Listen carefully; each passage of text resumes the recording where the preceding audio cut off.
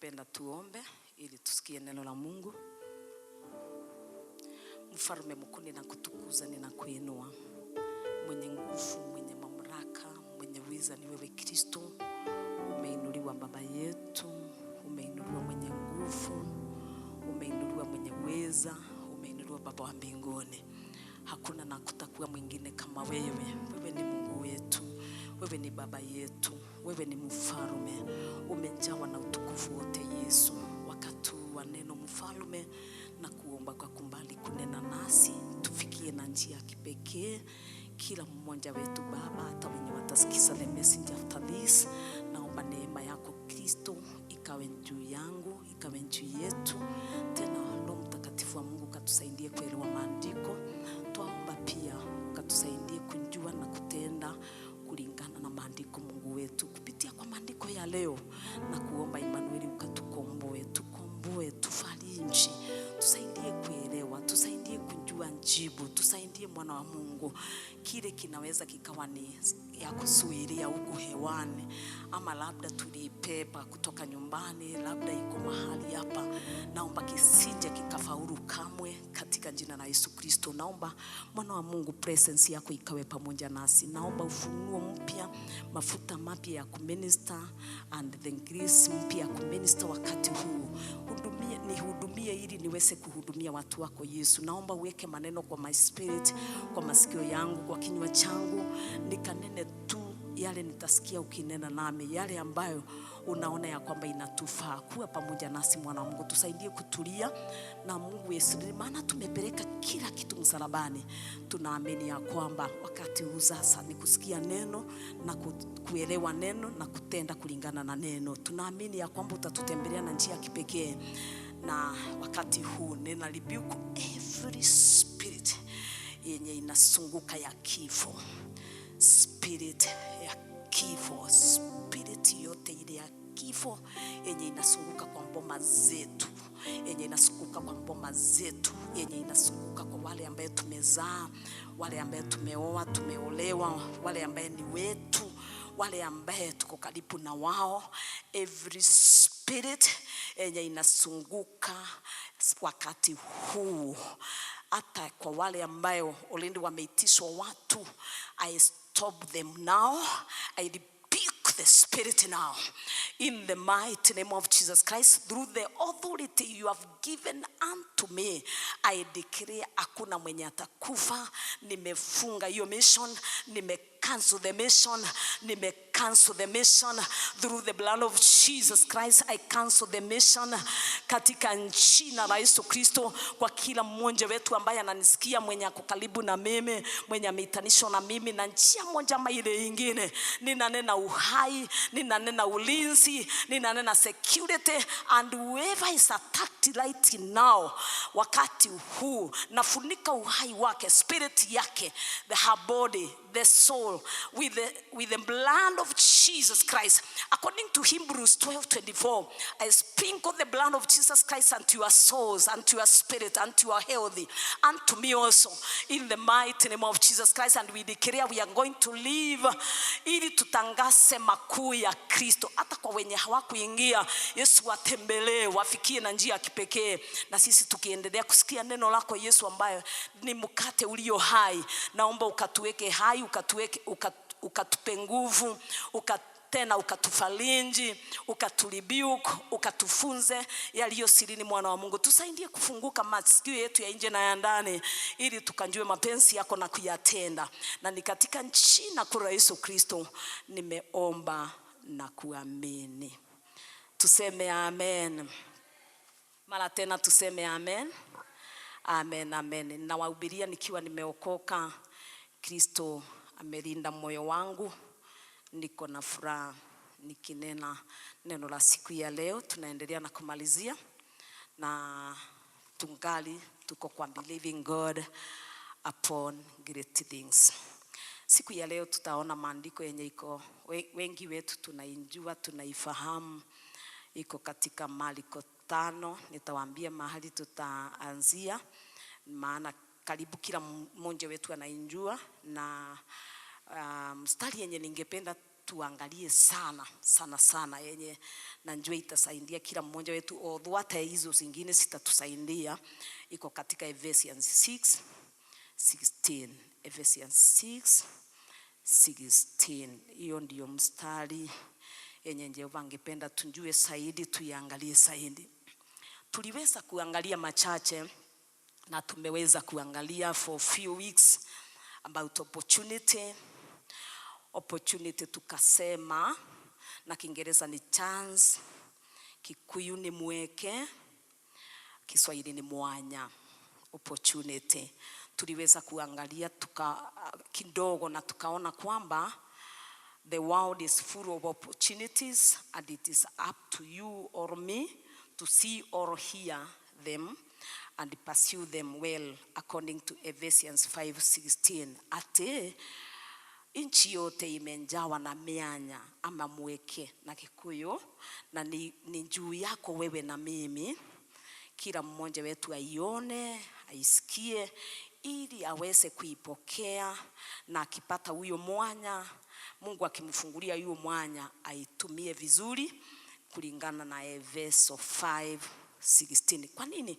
Maana nilirealize ya kwamba wengi wetu shida yenye tuko nayo ni ati, shida yenye tuko nayo, na hiyo ilinigonga sana, ni ati huwa tunasahau kile mtu anapanda anafuna.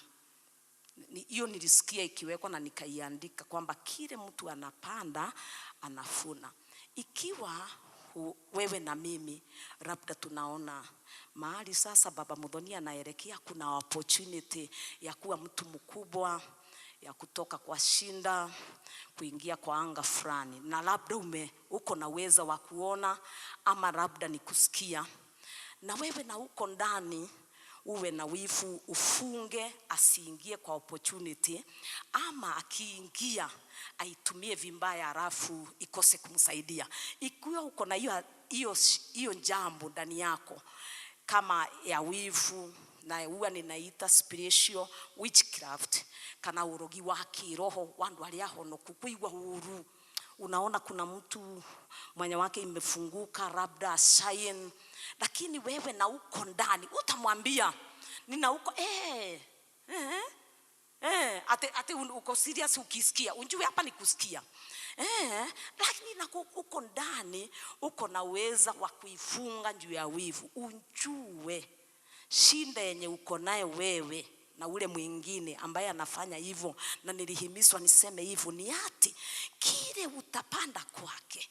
Nasema ndio shinda kubwa, kwamba kuna siku hata wewe yes. So ukifikiria utakaa ukikatakata wengine miguu, ukiona ni kama anainuka hivi unaweka chini, na hata ikiwa atakuona, si Mungu wetu anaona. Maandiko yenye inasema ya kwamba kile mtu anapanda atafuna, lazima itimizwe. Na nasikia season hii wengi ni wale wanaua, wakiona tu opportunity ya mtu hivi wanainyonga, wako na uwezo wa shetani, si wa Mungu. Mapenzi ya Mungu ni tufike kwa the greatness. That is the will of God. Kunao wako na spiritual witchcraft katikati yetu, nasema tunaishi na wao, tunatembea na wao, tunakaa na wao, tunakula na wao, tunashiriki na wao, na labda ni our neighbors, our sisters, our brothers, whoever, lakini akona huo uwezo wa kufunga kama vile sisi tumepewa uwezo wa kufunga na kufungua, na wao wamepewa nguvu na ule mwovu shetani. Siko na uko ndani, na nimefunza mara nyingi sana, na nimehimizwa nirudie tena, kwamba anasikia tu Baba Muthoni amepata opportunity ya kutoka mahali yako, aingia at least mahali kuna furaha, kitu yenye anaona kina shine, kitu kizuri, kusikia peke yake ati ilifanyika anje, na especially kwa wale ambao wanashangilia kama mimi. Kuna wachawi wenye wanafunga lakini hawana bahati. Nitawatangazia leo kwamba hawana bahati, na ndio maana unaona wengi wanakaa bila kufika kwa the greatness. Ni kwamba kile mtu anapanda kufuna ni hiyo. Hata ikiwa si ule atafanya hivyo,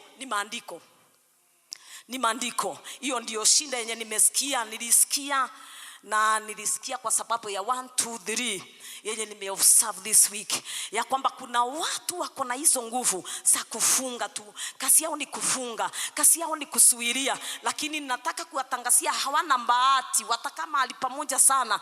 So afadhali akisikia anasema asonge mbele ili na mimi nifiki.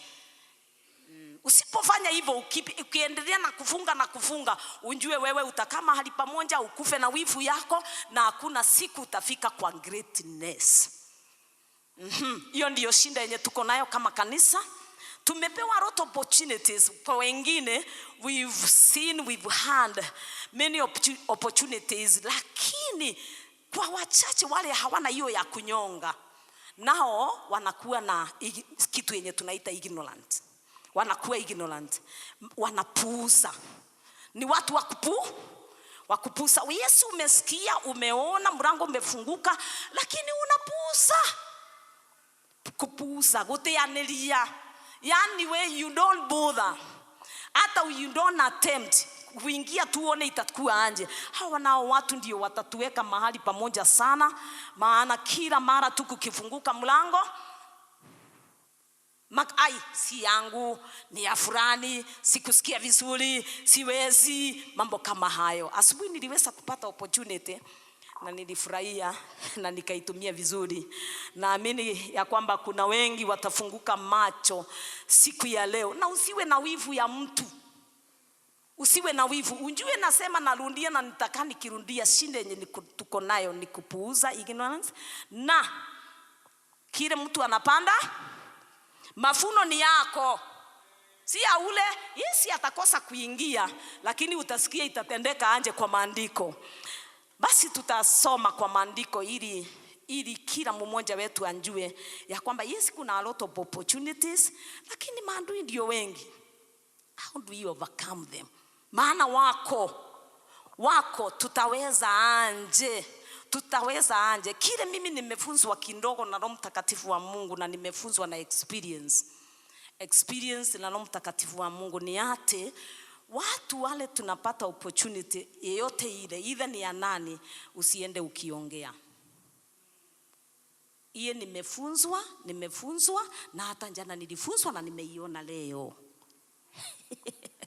Usiende ukiongea, kumbe tunaishi na warogi. Usiende ukiongea ukifurahia. Hivyo unafurahia, kuna mwingine ananyonga. Sasa hiyo wewe unasangilia yeye Mungu ametenda, mwingine ananyonga. Nasema hivyo. So ikiwa bado hainjakuwa machua, ifunike tu, usiwe ni mtu wa kuenda ukiongea. Even though umefurahi anje, wewe ifungie mpaka wakati wake. Basi tutaenda moja kwa moja, na maana tumeishi na hao watu sasa, na tuko na wao, na opportunities tumesikia that they are open in this world. They know eyurete a lot of opportunities. Yekuo ona taliundira haliogui kuo. Singali siko sinaendelea na kufunguka. Siko mingi sana. Ni venye nasema wengi wetu tunaignore, wengi wetu hatuelewi, lakini tutafunzwa na maandiko siku ya leo vile tutaweza kuovercome. Lakini before tufike kwa kuovercome, tutasoma mambo ya the bleeding woman mwenye nimewahi preach sana juu yake. Atufunze mengi, then tujiulize, maana tunaishi na hao watu wako, tunaweza kusiovercome anje hizi vitu za kunyongwa, tunaweza kusiovercome anje. Hatutawaua, wameamua kupitia hiyo njia ya kuwa wananyonga. Tutaishi na wao anje, tutaweza kuovercome anje, tutaweza kuingia kwa greatness anje tukiwa na wao. Hatutawaua. Usikumbali kumuombea akufe, maana ombea adui yako aishi ili ajione ndiye mjinga. Anajionea yeye ndiye mjinga. Kwanza tutaenikalenjiwa na mama mwenye yako hapa, kisha tutasoma kusoma kile tunaweza kutumia ili tuwe washindi. Tukiingia tukipata mwanya, tunaweza kuovercome anje, tutokee tukiwa na greatness. Tusomee kitu Marko 5 kidogo, nikwambie ni verse 21 ama nifike pale kidogo. Marko Marko, si Matthew. Marko 5. Wacha nitakwambia 21. 21. Marko 5 kuanzia 21. Hata Yesu alipokwisha kufuka kurudia ng'ambo katika kile chombo, wakakusanyikia mkutano mkuu, naye alikuwa kando ya bahari. Akaja mtu mmoja katika wakuu wa sinagogi, jina lake Yairo. Hata alipomwona, akaanguka miguuni pake, akamsihi sana akisema, binti yangu mdogo yu katika kufa, na kuomba uje uweke mkono wako juu yake, apate kupona na kuishi.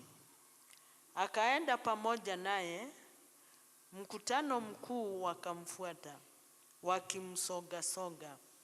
Na mwanamke mmoja mwenye kutoka damu muda wa miaka 12 na kuteswa mengi kwa mikono ya matabibu wengi, amegharimiwa vitu vyote alivyokuwa navyo, kusimfae hata kidogo, bali hali yake ilizidi kuwa mbaya. Aliposikia habari ya Yesu, alipita katika mkutano kwa nyuma, akaliguza vazi lake, maana alisema, nikiyaguza mavazi yake tu nitapona.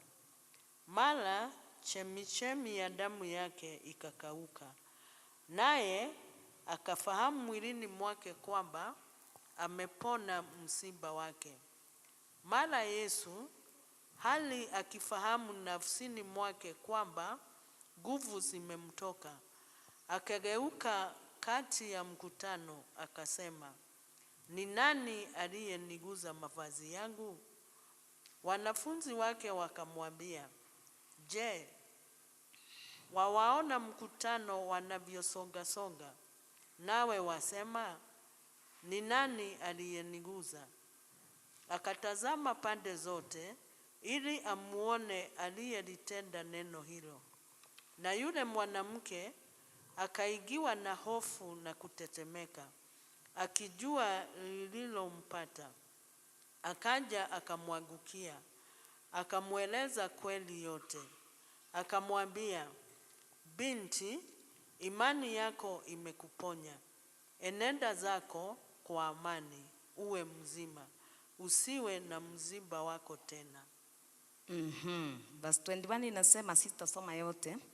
Lakini Yesu alikia kuringa murimo uria ungi wa iria, ario hau rutere-ini andu aingi magiuka makimuthiururukiria. Gugicoka gugiuka munene umwe wa thunagogi wetagwo Jairo, nake ona Yesu akimuturiria ndu, akimuthaitha akimwira atiri, kairitu gakwa ke hakuhi gukua, ndaguthaitha uka ugakaingirire moko niguo kahone gature moyo.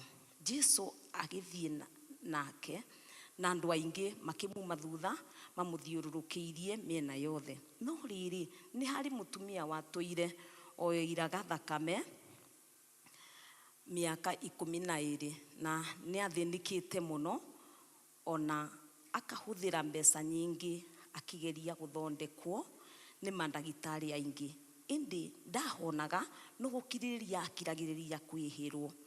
Tondu ni aiguite uhoro wa Yesu, akimuma na thutha andu-ini akihutia nguo yake. Ekire uguo tondu eiraga atiri, ingihutia na korwo no nguo ciake no hone. Na hindi oro iyo thakame igitiga kura, akigua ahonio. Nake Yesu akigua o rimwe oimwo ni hinya, akihugura akiuria atiri, nu ucio wahutia nguo ciakwa? Nao arutwo ake makimwira atiri, uroria nu wa kuhutia ukionaga uri andu aya mahatikanite hariwe? Nake Yesu akihuguranga arore uria wa muhutia. No mutumia ucio tondu ni amenyaga uria ekitwo, agiuka hari alina guoya akiinainaga akigwithia maguru-ini make akimwihe oro wothe. Nake Jesu akimwira atiri witiki waku niguo watuma uhone. Thie na thayo na uhone murimu waku. Thie na thayo na uhone murimu waku. Siku nataka sana kuongea mambo ya mtoto wa Jairo, na hata kwa maandiko hii ya the bleeding woman, huyu mwenye alikuwa anatoka damu miaka 12, nimeihubiri karibu mara kama 3 mwaka huu, na ninaona kama nina assume kama karibu kila mmoja wetu anajua hiyo hadithi. Nataka kukapcha kidogo ili niweze kuleta point yenye iko kwa Ephesians 6:16. Tuliweza kuona kwa kifupi ya kwamba kuna a lot of opportunities ili tufike kwa greatness. Niguo tukinye gwika maundu manene. Ni opportunities sionekaga na njira nyingi kama ya kusikia. So far tunaangalia last Sunday, na hii ni ya kusikia. Ni mingi, lakini yenye tuko nayo saa hii, nasema saa hii mimi sijui, ni ya kusikia. Na naomba tafadhali tuombe wale ambaye tunafurahia watu wakitendewa kama mimi na wale wengine. Ruben wangu ametendewa, amefanyiwa. Unaweza ukawa unaambia nani? Mukajo kagiria. Ni maandiko na yamenifunza mimi, yamenichallenge, na before ni ilete inapitianga kwangu. Olende imetendeka kwa? Yes, imetendeka mbaya ili niilete. Ili niweze kuileta na niulize, na sasa tunaweza kuovercome aje Mungu? Lazima kwanza ipitie mimi ili niilete kwenu, maana labda imekusumbua sana wewe, na labda umeisovu na njia mbaya, na njia yenye si mipango ya Mungu. Kwa hivyo nasema hivi, ni njia ya kusikia. So sisi sote tumefunguliwa opportunities this time, na nasema ni mingi, maana the world is full of opportunities. They yureto ni tumianya twingi ugo. Naomba tufunguke masikio ya this season. Nasema season, labda tukikutana tena itakuwa ya kusikia, itakuwa labda ya kuona, kuguza, sijui wewe icheva, lakini last Sunday and this one ni ya kusikia. Yenye iko katika ulimwengu wa kiroho ni kusikia. Na ujue ikiwa tumefunguliwa ya kusikia, hata masetani pia wamewekwa kwa laini ya kusikia. Ni nini hiyo wanasikia ili wawe wakubwa? Tunaweza kuifunga anje, tuelewe hivyo. Kwa hivyo tunaona huyu mama, naomba kuna mtu atasaidiwa leo au akunyamaza. Tupewe hiyo roho ya kunyamaza. Hata tukitaka kuimba na wale akina Ngandia Angel, nitanyamaza kimya. Tunyamaze na tuangalie tu how many times umeongea ukiwa very excited, unafurahia tu, lakini kwingine ni huyu mwenye anasikia ni kunyo. Unafurahia ukifikiria hata akona furaha kama wewe, lakini yake ni na hata anaweza kuweka sura ya kufurahia, lakini moyo ndio unadetermine, ndio unafunga ama kufungua. Basi tunaona huyu mama, nimesema nimehubiri juu yake mara nyingi, so hii nitagusagusa kidogo, na nimeweza kuandika only few point 25, 27, 34. Hii ndio itatusaidia tujue tunaweza kufanya anje. Mama alikana magonjwa, tunajua miaka 12. Bleeding it's not easy. If ile ya period ya siku 3-2 ni stress. Huyu kila siku usiku na mchana tunaona alikuwa amespend a lot. Tena alikuwa na lot of pain. Alina thina. Tunaona maandiko ikituambia kwamba athiete mathibitari maingi kwe aligitania ingi. Mpaka akawa hana pesa. Alikuwa ametumia pesa yote na akitafuta usaidizi. Nasema akitafuta usaidizi, akitafuta uponyaji. Akienda kwa huyu anaambiwa ndawa ni hii, anatoa pesa yote. Na mimi naona ni kama hata alikuwa na mandeni. Maana wakati shilisha, kuna wakati ataambia Ruben nipatie keti, nipatie aende hospitali. Akaenda miaka 12. Nasema miaka, na yako shinda ni ya miaka ngapi? Wengine wangekuwa wamerusi upu kitambo, kama mwenye mmoja nilimwona na alikuwa mama. Nikaona mpaka akasema nikaambiwa enda umwambie kwamba si ni mama and finish the race. Not yet. Kuna a step tu kamonja afike kwa asikuve moyo. Nasema asikuve moyo. Nasema asikuve moyo. Huyo mama alikufa moyo mpaka akasikia no. Yes. Huyu mama 12. Na unaona hata wakati alisikia ya Yesu alisema siwezi nikakaa nyumbani. Hata hii. Kwa hivyo ndani yake alikuwa na nini? Yenye tutafight shetani nayo, imani. Nasema ni pamoja na kumbelieve God. Kuna pamoja, nasema pamoja na kumbelieve kuna imani. Maana tunamuona kwamba alifanya against the law. Mimi nasema I'm not dwelling on ambali ya huyu mama, maana nimefunza mambo yake sana. Kile nafikia nataka kuongea mambo ya vile tunaweza kuovercome hizi vitu zenye zinatufanyanga. Kukifunguka tu mlango unafungwa, ukifunguka tu unafungwa, ukiingia tu unaondolewa, ukisikia tu mwingine asikie ati unafikiri ni ndanda yako. Niombe maana ninaenda interview mahali. Utaenda isiku utaamuka na utakufa. Wakati interview itaisha ndio utaamuka. Nasema hivyo, hii kitu imenifunza mimi. Nitanyamaza kimya, Mungu anipiganie.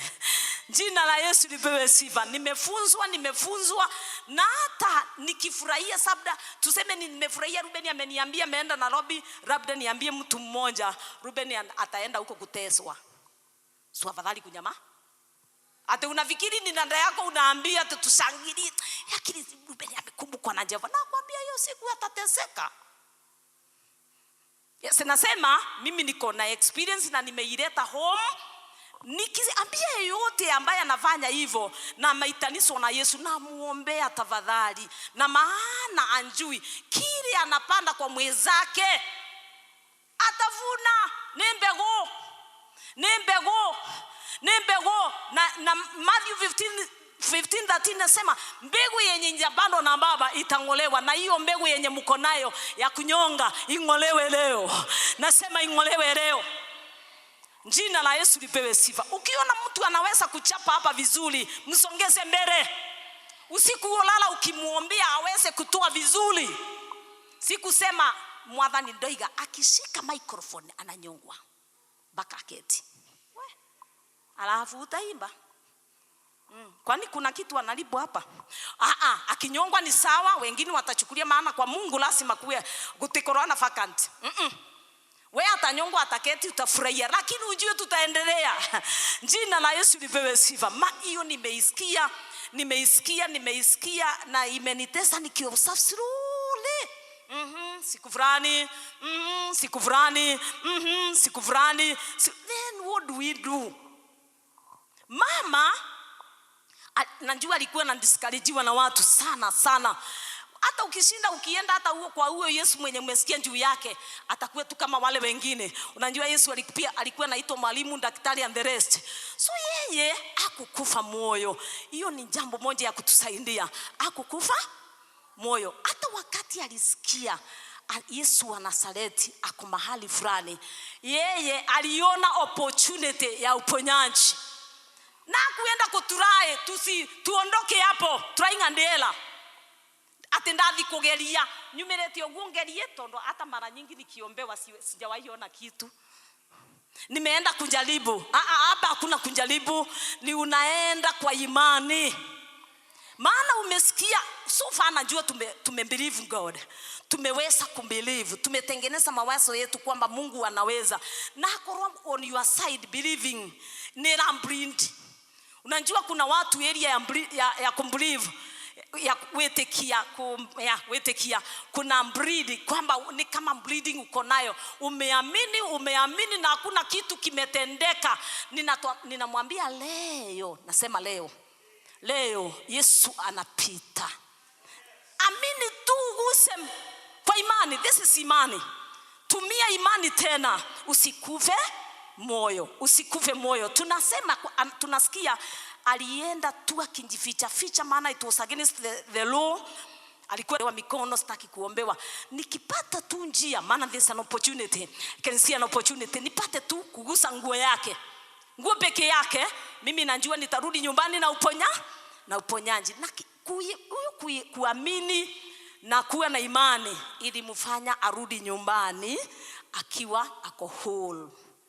Akiwa ameachana na mapandi and the rest. Jina la Yesu lipewe sifa. Kwa hivyo ninasema hivi, huyu tunaambiwa juu yake. Kuna huyu Jairo naye mwingine yako hapa juu. Tunasikia kwamba yeye aliwekwa pending. Tunajua hivyo. Wengi wetu wanapowekewa pending wanakufa moyo. Kwanza ingiwekwa pending, sasa huyu ndiye alikuwa wa kwanza anawekewa pending, anaambiwa kitu nitakununulia keyboard. Anakaa mwaka sasa unaenda kuisha, unaona hapo hakuna Mungu. Kabe na nagia. Anaongea huo Jairo, wewe labda ni kama Jairo, umewekwa pending. Kwa wenye tunataka kufunzwa na wao, aliwekwa pending mpaka huyu mama akasurikiwa. Nilisema hivyo na hii si ati ninaingia ndani yake sana. Akasurikiwa. Na wakati alimaliziwa, akifikiri wanaendelea mtoto wake akapokea uponyaji, ripoti ilikunja, wacha kusumbua mwalimu tena, mtoto wacha kumsumbua, amekufa. Yeye hakuwa ameongea. Nakumbuka hizi ni ripoti za kusikia. Hizi ni ripoti za Yesu mwenyewe ndiye tunasoma na yeye hapa kwamba akaona opportunity ya kwamba watu wanjue kuna nguvu za kufufua ndani yake. Watu wanjue yeye ni nani. So akamwambia, wewe nyamaza, only believe.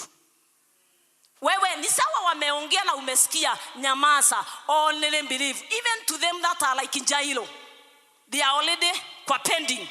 Wanaona ni kama hakuna kitu Mungu amewapromise. Na mimi nimewaambia kenye wamesikia, kenye wameona, ninawaambia watulie na wanyamaze, only believe. Ya kwamba hata kikikufa, hata mwaka uishe, kuna tumaini. Thutha wa mutego temwa. Jina la Yesu lipewe sifa. Nasema hata mwaka nikiunga hiyo igire ni ageka. Tondo ndahana ta mundu nwahenanie. Sasa kwa wale ambao wameona kidhetiale November ikaenda. December kwani tumepakisha siku kambi Ruben 9 ama 10. So hata hakuna haja ya kuamini. Niliweza kusikiza mhubiri mmoja akipeana kwa TikTok story nasema ni story, ikiwa utaifuata labda mimi si wakufuatilia sana, lakini kuna kitu nataka kusema. Ilikuwa testimony ya kwamba kuna mhubiri alikuwa anaenda kuhubiri kila siku kwa Mombasa stages and the rest.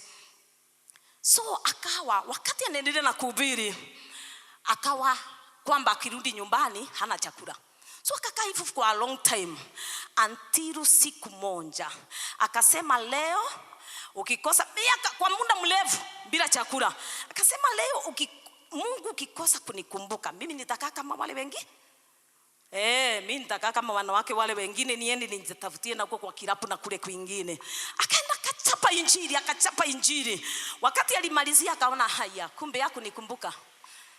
Kumbe hata hakuna mwenye anaona kenye ninafanya. Na akienda zake, mama mmoja akatumwa na Jehova, akiwa kona shopping kubwa ya mesi mingi, akaendelea na kuhubiri. Na ninajua hapa kuna mtu amerusi hope. Katikati yetu ninajua kuna mtu amerusi hope, maana anahesabu siku. Yeye anahesabu siku. Mahesabu ni yako. Nasema mahesabu ni yako wewe. Lakini unjue kuna mahesabu ya Mungu na time ya Mungu. Sawa utakaa kwa pending, ungojea hao wengine wasulikiwe na utawaona. Yeni wakirudi nyumbani na minjisa yao, wakiwa na greatness zao, lakini your time is not yet. Ikifika tu utaingia kwa mlango wako wa greatness. Kwa hivyo ningewaombea neema ya kungojea. Pokeeni hiyo neema. Jina la Yesu lipewe sifa. Kile ninataka kuahidi ni kwamba Mungu wetu, nasema Mungu wetu aongei uongo. Akiahidi anatenda. Akisema atakutendea. hata kuwe na obstacles aina gani atatenda, maana yeye ni mwaminifu. Jina la Yesu lipewe sifa. Nitarudi kwa maandiko. Tutaishi na wao wanje, tutakaa na wao wanje, tutaishi na hao watu wanje ambao wanakuambia waacha kusumbua mwalimu. Uoni muda uliisha, uoni alikuwa anaongea uongo, uoni ana pesa, uoni hawezi kukusaidia. Yote nimeyasikia kwa masikio yangu in the spirit, kwamba ni mambo yenye tumeambiwa. Tutafanya nini? Tutafanya nini? Panapokuwa na opportunity, of course every time kukiwa na opportunity lazima kuwe na kitu yenye itaenda njia hiyo ingi. Kuna kufunguka kwa greatness na kingine kakusema no, hakuna kuingia. Basi maana zile nyingi ni zile zinasema no. Tutafanya nini? Ephesians 6:16. Hapa ndipo nilikuwa nataka tufikie sasa. Ephesians. Before tufike pale, huyu mama wakati Yesu alisikia nguvu zimemtoka, akauliza ni nani? Finally alienda kaanguka miguuni mwake, akaelezea yote, akaambiwa binti, imani yako. Si pesa hapo. Kuna pesa? Kuna pesa. Imani?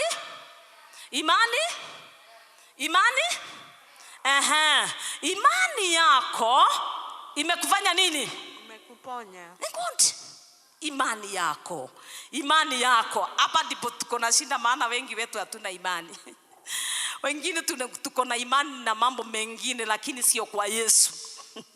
Imani yako. Ona huku kwingine kwenye alikuwa nafikiri atapata msaada, hakupata. Na ujuzi wake na pesa yake hakupata. Imani tu etendagua. Wetekio ndo endagua. Wetekio ukagana kuigua. Imani uja na kusikia. Nasema imani uja na kusikia. Imani unja na kusikia. Nitarudi nyuma kidogo niwaambie tafadhali, ukisikia, ikiwa Mungu atanena na wewe usikie. Kuna watu sasa wananenewa na wanasikia. Inaweza kupitia njia hii, usipuuze. Usione limitation. Usione mimi siwezi. Enda kwa imani. Ingia kwa opportunity kwa imani. Usiende ukiambia watu hii nitakandi kirudia. Maana ninasema ya kwamba tulisikia, tulipata maono na tukasikia na uko ndani in the spirit na baba yake Ruben kwamba tunaweza kuweka kasi somewhere. Na huko njuu kwenye alisomea nasari, tukasikia kwamba tunaweza kuweka, na tukaona hapo mahali, maana tulikuwa tunapitia pale. Hiyo shamba na kiwanja iko karibu na barabara, tukaona hapa tunaweza kuweka hiyo kasi ya shule. Unfortunately, nasema mambo ya kuongea, mzee akapiga simu, fulani na fulani mnaweza kutukondesa hiyo shamba yenu tuweke shule. Nakwambia it was like this time. The following year tulianza kuona structures, na Ruben akaenda kusomea huko. Na hiyo ikaenda aje hadi wa leo. Hiyo ikaenda aje? Basi nasema kukifunguka mwanya, wacha kananda. Tika kubarua. Ate unaulizia nini? Wewe sema ukondeswe samba unyamaze. Unataka kuweka nini kile Mungu atanielekeza? Jina la Yesu lipewe sifa. Hallelujah. Wakati nilienda kufungua kibogo ilitendeka the same. Hiyo sikuongea, by the way sikuenda na yote, nilienda peke yangu. Nasema nilienda peke yangu kuspy. Nilienda peke yangu, na ndio maana sipendangi kuambia mtu anga nimeenda huduma, anga nimeenda kufanya nini. Sipendangi anga watu wanaingia hapa kwa huduma anga kufanyiwa, watakosa kuingia. So nilienda peke yangu, ni hivyo tu niliingia. Ninamwambia where there is opportunity, na Jehovah alikuwa amenena nami the samba. Naona the samba clear, na naambiwa ngo. Nilikuta mtu hii sasa wenyewe atasikia. Yaani akaniambia mtu fulani, sitamtaja ni wapi. Mtu fulani mwenye alikuwa anakaa ni not normal, akaniambia ya kwamba na sinjaongea huko gotera kwa kanitha.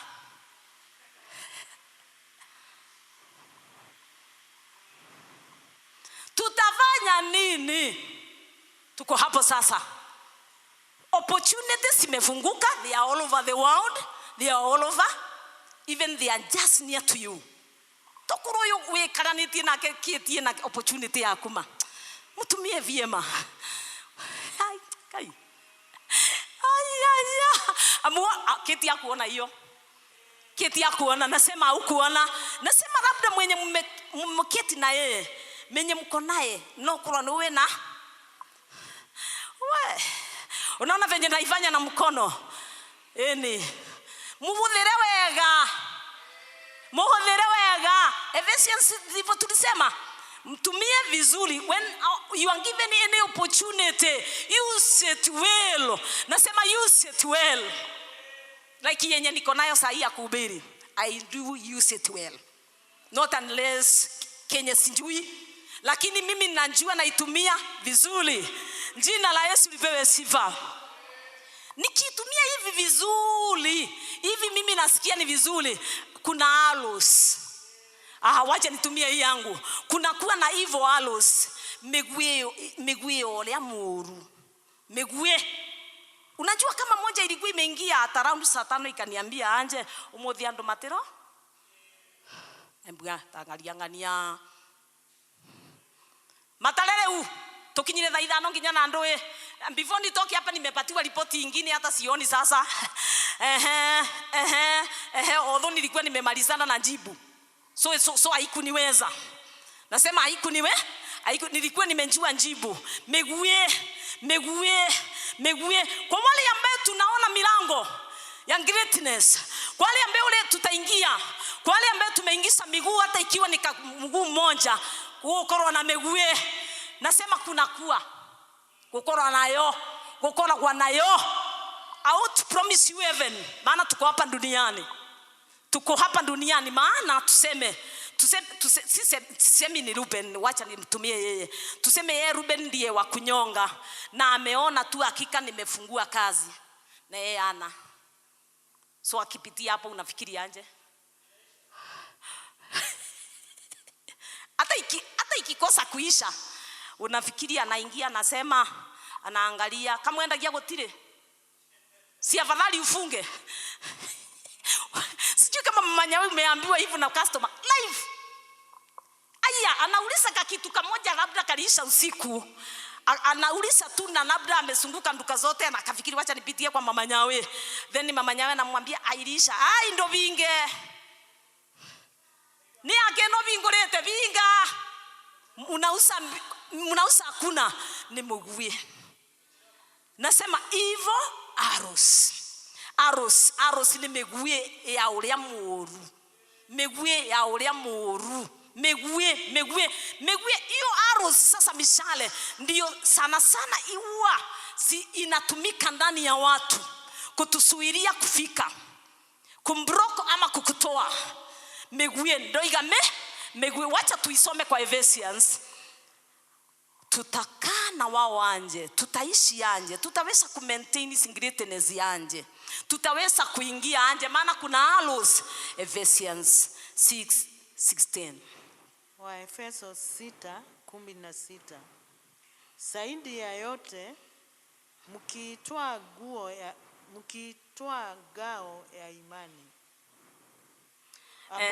ambayo kwa hiyo mtaweza kuizima mishale yote yenye moto ya yule mwovu. Tukisoma mambo na Ephesians all the way from 12 Ephesians 6 all the way from 12 mpaka ufike 18 hapo inaongea mambo na weapons madharaita weapons na Kiswahili ni kit silaha good nilikuwa natafuta hiyo zote ziko hapa zote lakini kuna ile kubwa Kikuyu hii yangu ya Good News inasema hii sio the na Kiingereza inasema above all utatumia hizo zingine lakini yenye iko above yenye iguru muno ilia iguru muno hindi sio the rekaga iwetekio utwikage nengo iria murigitagira nayo wetekio neguo uri muhotithagia kuhoria megue iria irakana riria yaikio ni uria muru Waitikio. Above all, taking the shield of faith. Ni nani akona Kiingereza nisomewe? Above all. Above. Yani idhara italidia iguru fiu. Okay, kuna singine kama damu ya Kristo Yesu, lakini kwa hii text. Najua kuna mtu anaweza kunipiga, najua kuna watu wana research. Damu ya Yesu, jina la Yesu Kristo na neno la Mungu siko juu. Lakini kwa hii text ya Ephesians 6, among senye simetanjwa hapa, yenye iko juu, ilie horagia megue, ile nilimwambia sasa ni wete iguru wetikio. Nasema wetikio. Niliweza kuandika kenye Jehova alikuwa na nena nami hivi.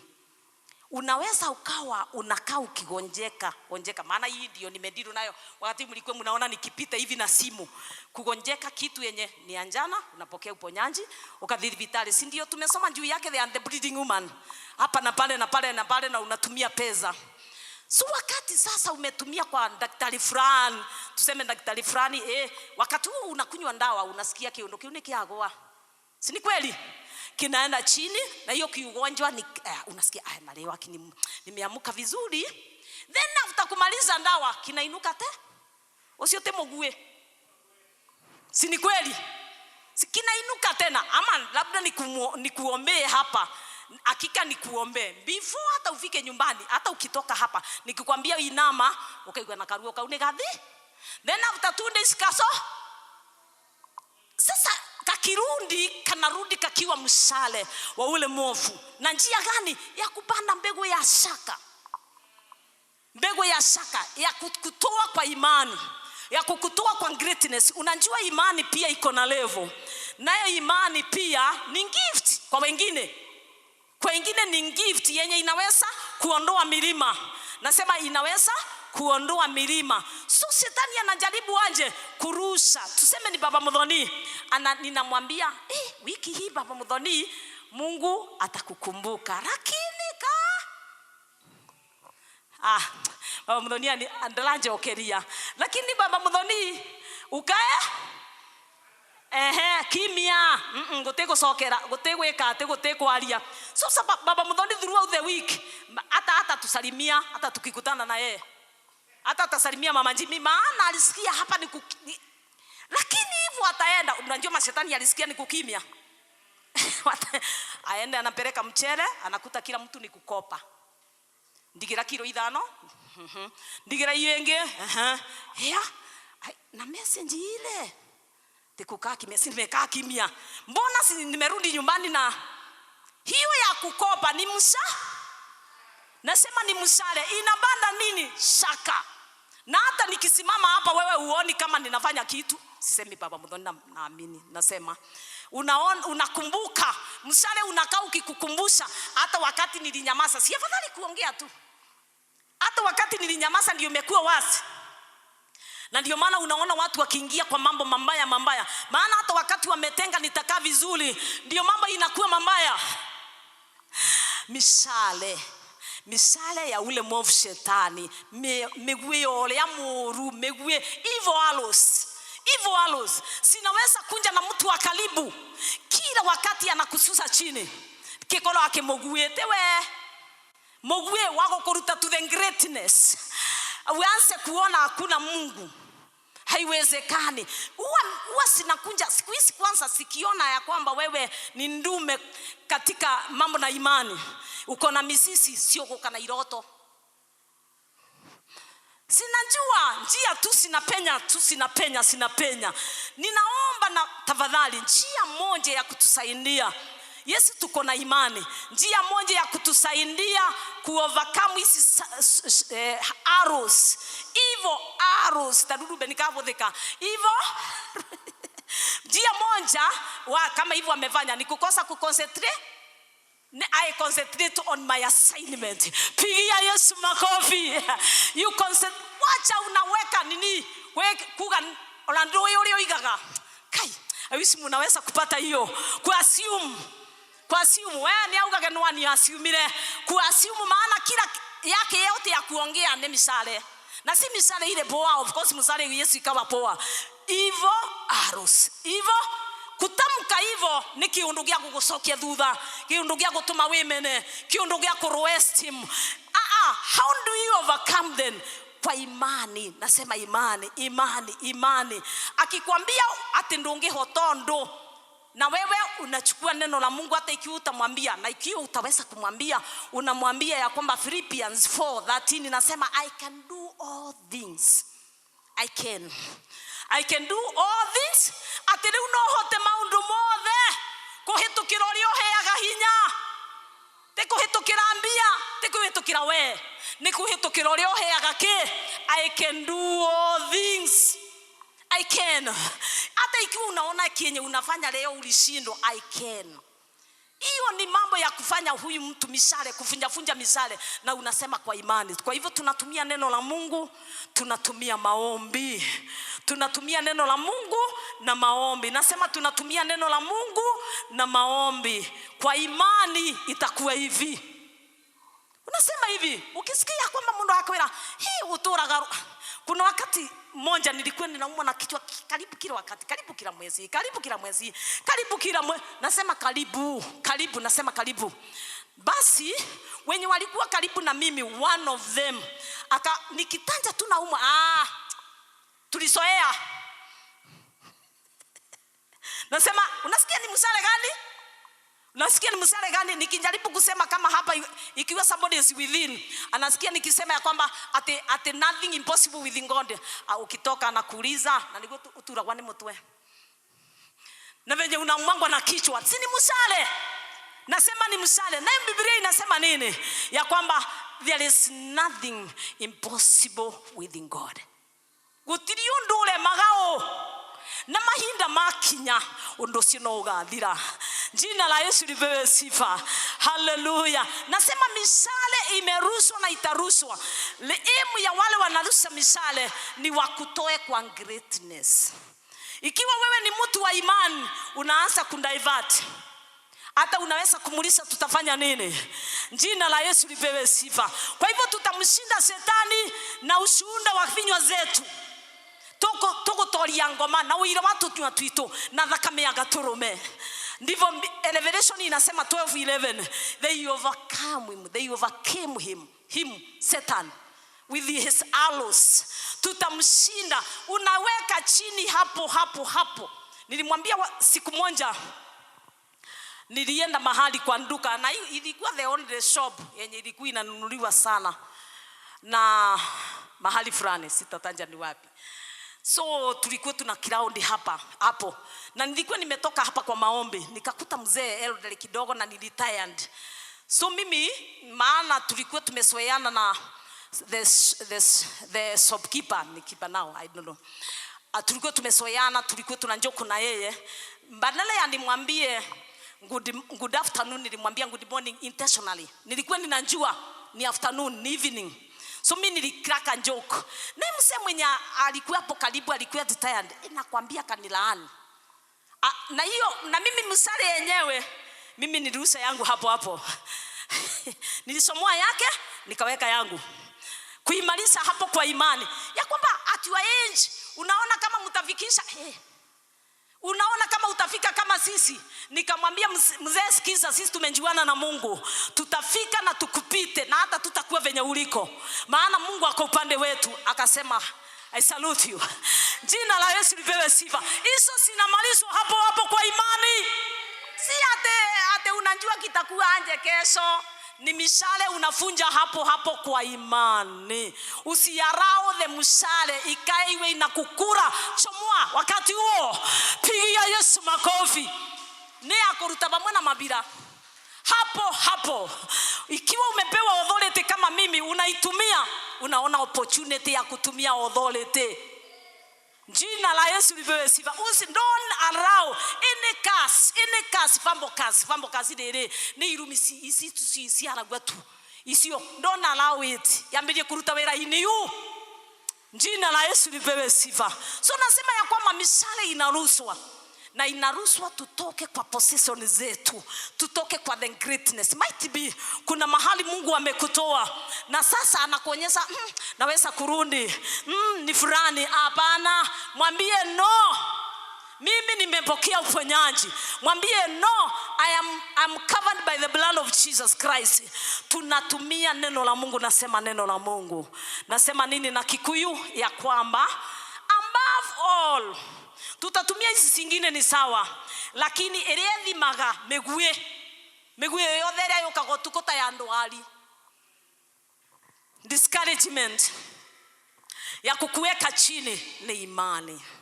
Nasema ni nasema ambavu wolo tutatumia hizi zingine ni sawa, lakini yenye inasemekana ni inasima kuhoria na Gikuyu ni kuhoria kiugioka, neko nina kiugioka ni imani ya kwamba unaona mahali umefika Ruben, ndongehitokona ba no mwere nitaweza nipite, hata nitapita kuliko vyenye wewe ulipita. Nitaenda mahali wazazi wangu hawakufika, nitaenda mbele kwa uwezo wa Mungu. Jina la Yesu lipewe sifa. Maana niliwaambia Philippians 4:13, I can do all things through Christ, not through your power, not through your grace, not through your effort, through Christ who strengthen me. I can do any onawokiro uone hautura katihega wirathagire nongure mugunda. Ona hata mtu akikwambia unafikiri usiata una wazazi wenu walifanya tambiri, I can do all things.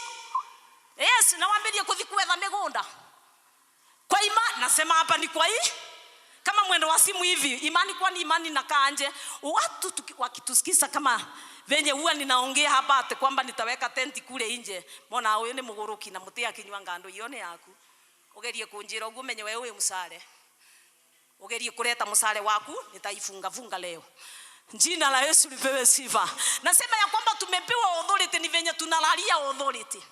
Ati tunarao misale itufinyirie mpaka tukienda hivi kwa barabara watu wanatuhurumia. No. Kutoka leo ninaingia tunatoa, inarushwa tunatoa. Andi ukipewa mamlaka kama mimi unasema back to the sender. Jina la Yesu lipewe sifa. Ukiniletea misale yako nitanjua. Hata wengine si ati ya kuongea Ruben nikumukirira. Kibi naongea na wewe nyamaza, naongea na wewe na nyamaza. Hiyo ilikuwa na Daudi. Very powerful. Nasema ni very powerful. Unanyamaza ukinjua na uko ndani, hata akiniambia sitaweza nitaweza. Maana there is nothing impossible with God. Jina la Yesu lipewe sifa. Kwa hivyo tunasema above all, kile Mungu anataka tufanye ili tuweze kudumisha the greatness. Ili tukiingia tu ama tukiona mwanya tusitolewe, tumia imani. Neno la Mungu na maombi. Na maombi huwa tunaomba na maandiko. Maombi yenye ni very powerful ni maombi yenye unakoti maandiko huko ndani. Yes, uwe na maandiko yenye kumshinda shetani.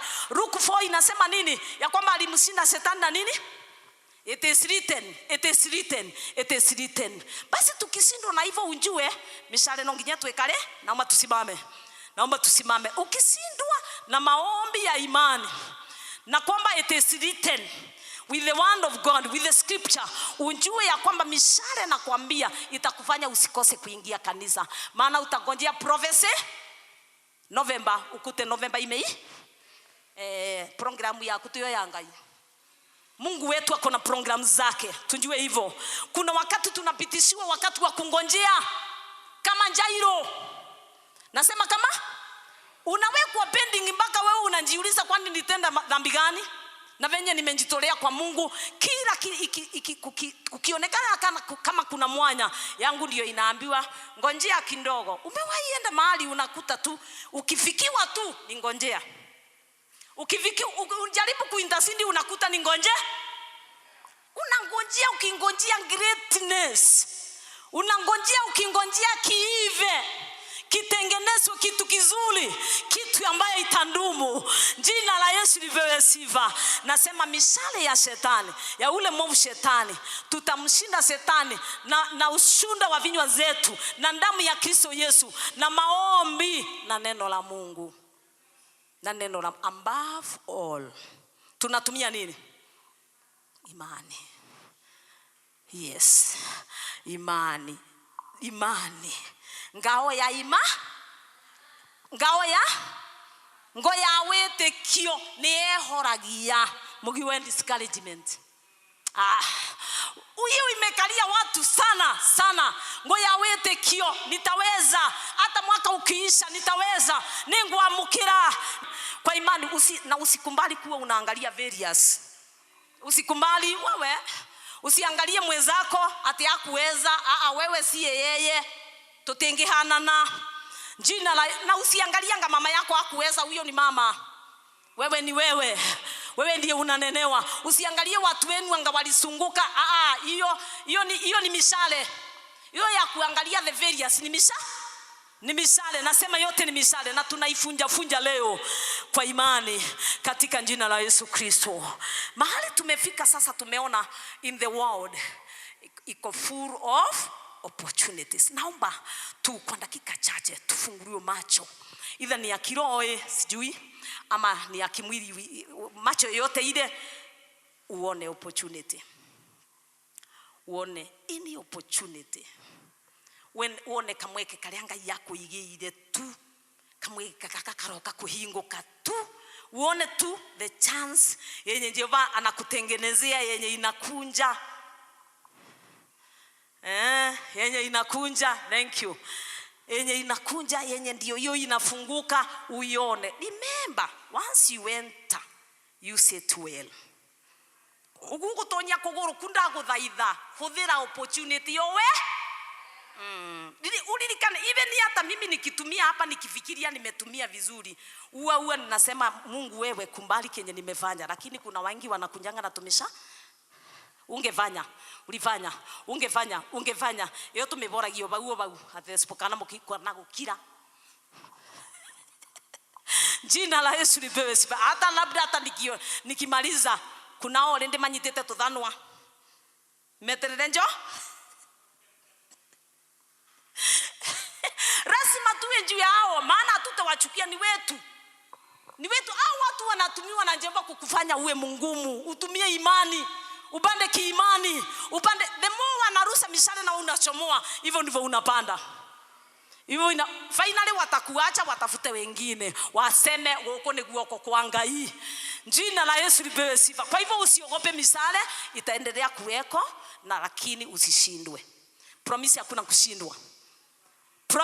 kushindwa.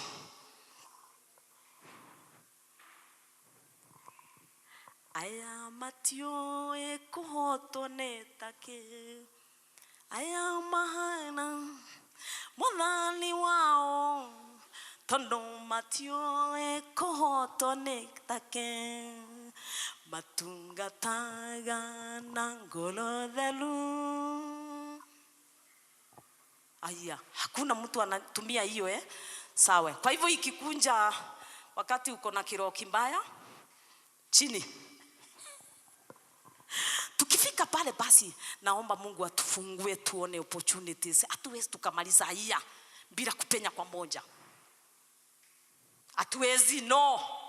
Opportunities are there. Siko even as I talk sinafunguka. Tufunguliwe tu macho. Ni maombi yangu kila mmoja wetu afunguliwe macho. Either ni ya kimwili, maana tulisema sio lazima iwe ya kiroho. Either ni ya kimwili ama ni ya kiroho. Kule tu Jehova anataka upenye. Akitaka upenye kwa laini ya kiroho, funguka uone iko wapi. Where is that opportunity? Ikiwa ni ya kimwili, ni njia gani? Lazima hata uwe wa kusikia. Ukisikia lazima unjue ya kwamba kuna opportunities za Shetani na Samu. Kunazo siko. Na maana nimesema they are all over. Ninaomba tupewe discerning spirit. Tupewe discerning spirit. Kile kitatuwezesha kundumisha. Maana mishale itakuweko na sana ni ya kukutoa. Sana itakuwa ni ya kukutoa. Hakuna kitu unafanya, unashindanga kuomba usiku na tunaona unakuwa na shinda kama sisi. Unaombanga na wewe ndiye unateseka. Sisi hatuteseki. Susi afadhali wewe unakula. Hiyo ni mishale.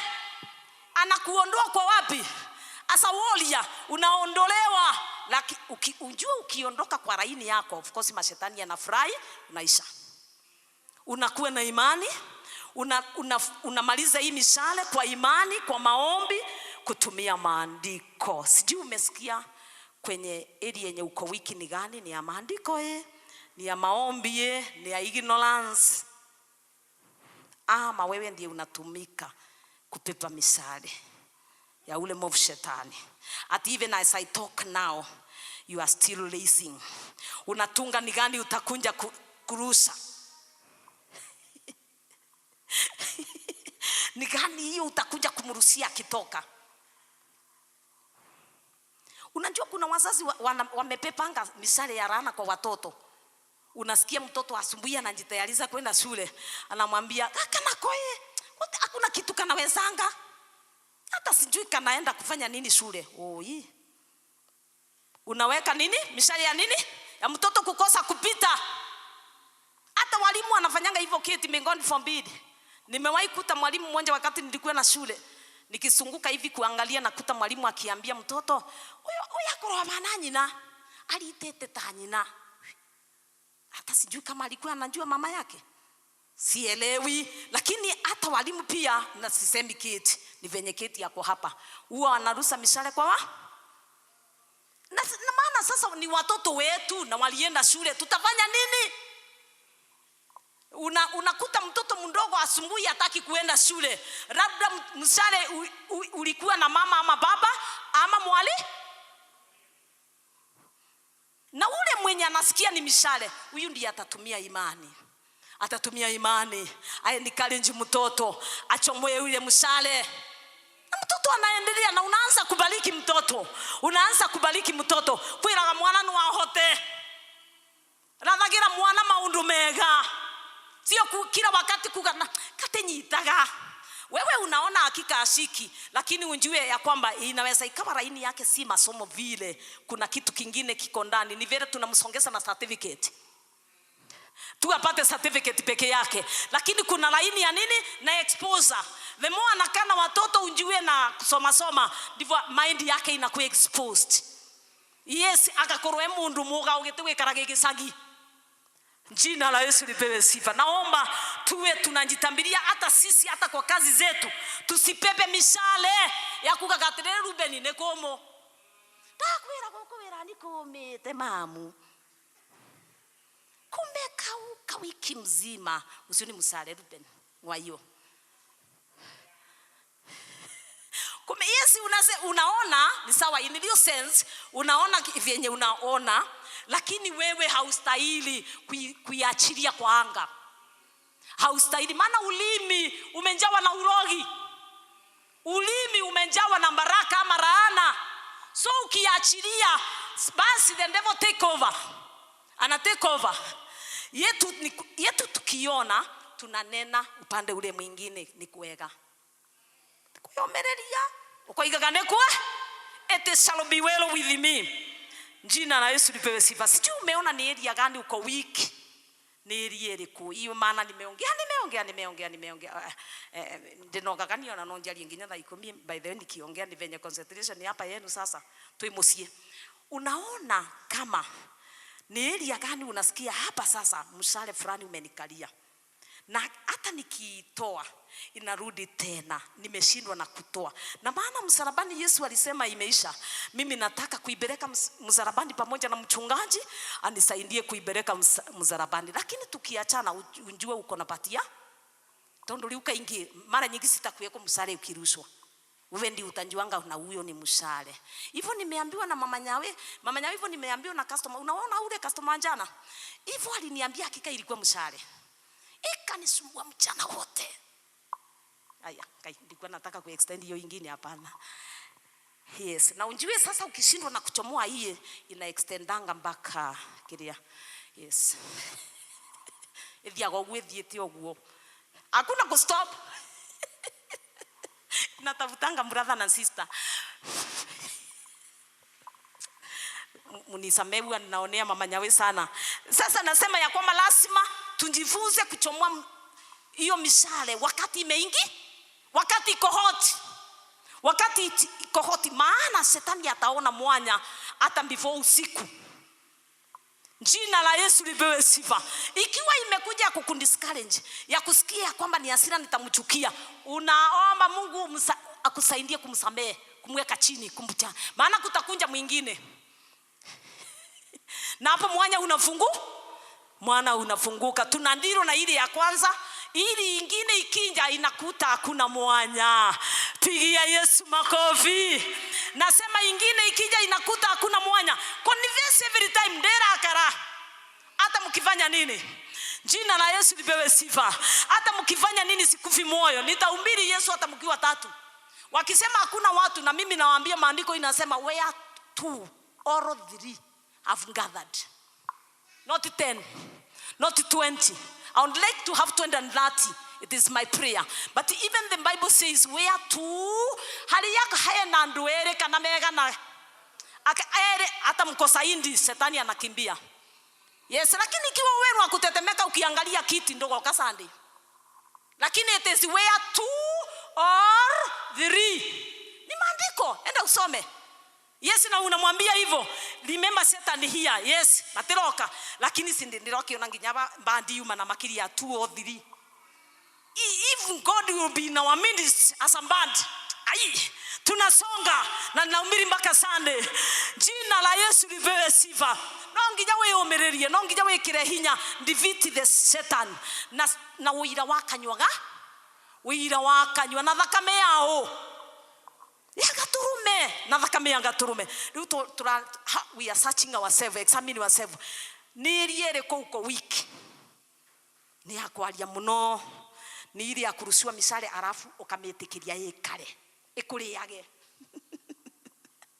inakukura mpaka ukimuona ngai. Sasa ninarudi kwa mama Nyawite na ngai, ukimuona siku hiyo ingine akulie kwena sukari ama unaenda unue pale juu kana ukarolia na kugu. Mama Nyawite tafadhali niruhusu niwe kuongelea tu mtoto wangu ana shida. Mama Nyawe ananyamaza kwanza, akikuonea hivi anajuanga mangua masauti, akaebora na bau kiria nuno kimsale nikimwekarire kiaira. Chomoa hiyo ya kwanza. Haleluya. Tunaichomoa leo. Jina la Yesu lipewe sifa. Niona woka na uende karaba nekoro yako. Kwanza ndiwo muthende mbaya ile mbaya. Ni yate kile mtu ananipandia leo. Kufuna ni hapo si kesho. Kufuna ni hapo, malipo ni hapo. Ai ni mtu ikite orumu no kupanda mizare kila wakati ndo bande miega. Thiogere migwire miega. Thiimugire migwire miega. Ni mutoragire muno. Hatutakumbali hiyo tena. Kutoka saa hii nitaachilia neema. Hakuna mishale ya ule mwovu shetani itaingia ndani yetu. Pokeeni hiyo neema. Pokeeni hiyo neema. Tutakuwa tunakumbali na kuswallow zile good riba boyana. Nasema mpokee hiyo neema. Kutoka leo nimefunga. Hakuna mianya ndani yetu. Tuko above the evil arrows. Receive the grace now. Ate nyomba kutege kaleka. Here. Na ndigunde rutanerie. No. Ni yate misale inachomeka hapo. Jina la Yesu lipewe sifa. Woteko rakaralenge, woteko makualenge. Unaona wakati Joseph aliwekwa kwa shimo, kamsale kaukale kabiowe. Kamsale na ndugu zake ako kwa shimo ndani. Najua wengi wetu wenye tumesaliwa na wao wametuweka kwa shimo. Kumbe walitenda kwa wema. Tunawasamehe leo. Wema aliniweka kwa shimo. Nasema nimemsamehe. Nasema tuwasamehe. Drop the issue. Receive the grace to drop the issue. Maana alitenda kwa wema. Ilitendeka kwa wema. Atungekuwa tunaweza kusikiza Mungu hivyo. Jina la Yesu lipewe sifa. Maana ya mishale. Unajua mishale ikiwa mingi huwezi kasikia Mungu. Ukurara we mukomu. We murakaru. So hata ukilala unalala ukikimbizwa. Unalala ukipigwa. Maana hata mishale ilikuwa ya kukupiga. Na leo tumesema ya kwamba tuko above any evil arrow Receive the grace in Jesus Christ's name. Ninaomba Jehova tupe sasa ngao ya imani ya kusimama. Pokeeni hiyo. Pokeeni as a gift. Pokeeni as a gift. Pokeeni as a gift. Receive as a gift. Yes, maana kuna watu watajaribiwa na wake zao leo. Unanisikia kaka? Kuna watu watajaribiwa. Hivyo utatoka tu utaulizwa ya kwamba kiu nekio wathikireria. Umesikiza? Hiyo ndio umesikia. Hayo ndio yalikuwa mahubiri ya siku ya leo. Kuwekwa chini mpaka inatolewa. Tumekataa, kuna mahali itaingia. Ikiingia tutakuwa tunaka moto ya kwamba ina kick back to the sender in Jesus Christ's name. Hallelujah. Nani huyu anasema ni mimi? Kuna area umeshindwa kabisa, inua mkono wako juu niombe na wewe. Na hata ikiwa ni wewe unapepanga misale, unjue leo misale ninga mielekagia kulio ni unjue hivyo mimi nimepewa ngao ya imani na iko hapa kwa kifua. So hakuna hasira. Unaigonga, unakasirika wewe mwenyewe. Inakundivile wewe mwenyewe. Inakukosa usifike kwa destiny wewe mwenyewe. Nasonga na nasomoka ukiona time imeisha ya kusunguka ni kumove. Wote kodiroka na tumesale tu walimurenge. Jina la Yesu lipewe sifa. Nani wamesema ndio mwenye anataka kutembea na neema yenye Mungu amenipe wiki mzima. Mfalme mkuta sama tumeinua mikono yetu juu. Tumetumika na misale ile ya ule mwovu shetani.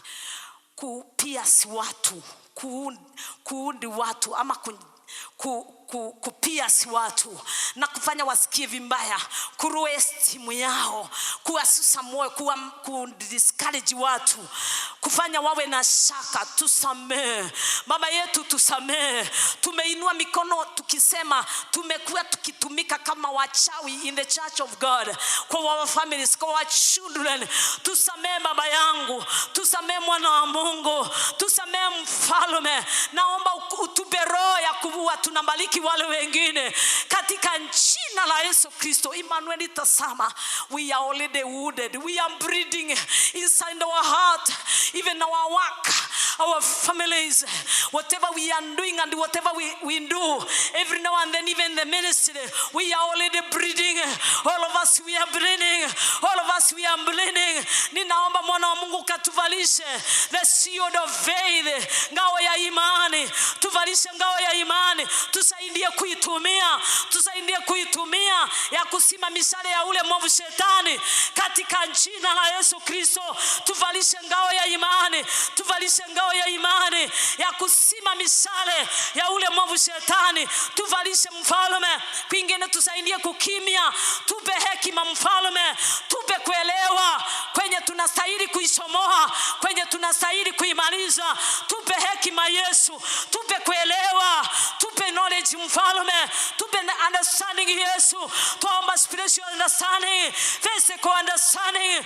Tupe upendo, tusaidie kusameana, tusaidie kuleta tingo, tusaidie kukosa kuweka hiyo misale mibaya itoe ndani yetu, misale ya discouragement, misale ya doubt, misale ya uchungu wa moyo, misale ya hasira, misale ya uongo itoe ndani yetu kulingana na Mathayo 15:13. Unaniambia itangolewa na ngoa isombego, na ngoa isombego, na ngoa isombego mbaya, na ngoa isombego mbaya senye simetufanya tusindumishe greatness, senye simebroke the door of greatness, senye simebroke sinatufanya tuignore, senye timetufanya tusiingie kwa greatness, senye sinatufanya tusindumishe greatness. Na ngoa isombego, na ngoa isombego. Mungu wetu, ikiwa ni wale ambaye tunaishi na wao na maana hawatakufa tutaishi na wao, tuomba utupeleke juu yao, tupandishe juu, tupandishe juu, tupandishe juu ya hiyo misale yao, tupandishe juu ya hiyo misale yao. Tumekataa kuvunjika moyo, tumekataa kukufa moyo, tumekataa give up. Tuindikiria ya kwamba tunaweza kufanya mambo yote through Christ who strengthens us, and we declare we are healed, we declare we are healed. Tumefunja misale yenye inakuja usiku, yenye inakuja mchana, and we declare ya kwamba nyumba zetu haitaingia hizo misale za magonjwa, haitaingia. Toka wewe mishale, toka wewe mishale, toka wewe mishale, na kuchoma na moto, na kuchoma na moto wa Roho Mtakatifu wa Mungu katika jina la Yesu Kristo. Our tent, no evil. We declare with Psalmist 91, no evil shall enter tent. No evil shall enter our tent. No evil. We declare no evil. We declare no evil. Somebody declare, no evil shall enter my tent. No evil shall enter here. No evil shall enter in me, in my mind and in my heart. Rima mamayanda. Now and I declare, now you are free to excel. Ninaachilia greatness. Ninaachilia opportunity. Tufunguliwe macho, tufunguliwe masikio, tuwe na uwezo wa kutabu, tuwe na uwezo wa kuingia na ku maintain. May you receive the grace as we shout to a joyful noise to our Lord, tukisema amen. Shangilia Yesu, shangilia Yesu, shangilia Yesu. Declaring greatness belong to me. Greatness is my portion. Greatness is my portion. The arrow of the evil one shall not broke any longer. Declare so, declare umbora. Maundu monene makwa, maundu malema nene makwa, maundu malema nene makwa. Umboroguo ngotweka muno munene. Na ni katika jina kula Yesu Kristo kila mmoja wetu aseme amen. Tuseme amen. Tuseme amen.